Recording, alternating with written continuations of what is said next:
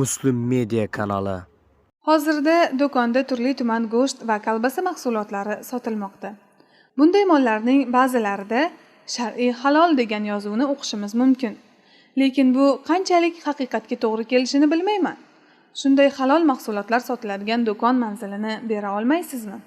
Haqiqatdan bu savol mo'min musulmonlar ichida ko'p takrorlanmoqda.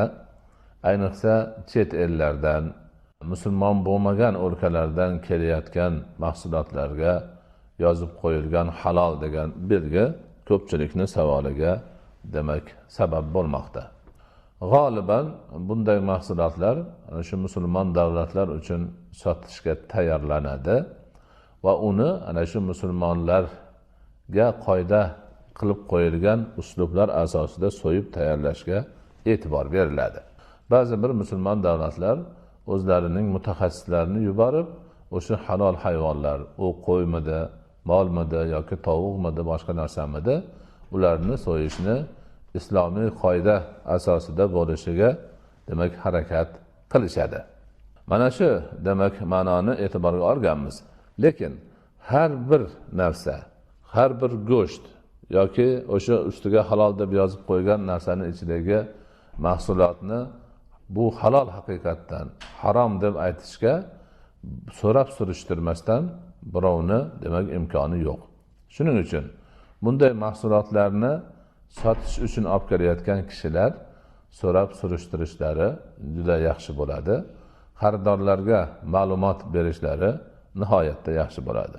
Buning ustiga hozirgi kunda aloqalar juda ham osonlashtirilgan. O'sha savdo muassasalarini internetdagi adreslarini olib, ularni o'zidan so'rab olib bilsa ham bo'ladimi? Men albatta bunaqa demak mahsulotlar bilan savdo qiladigan tashkilotlar bilan hech aloqam yo'q.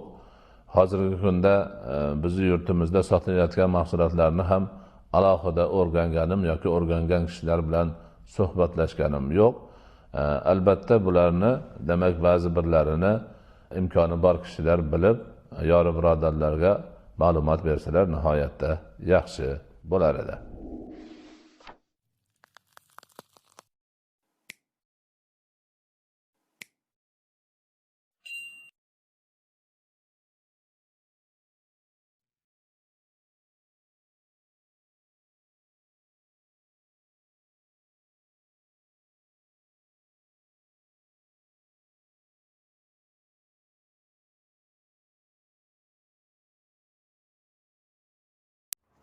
Muslim Media kanali.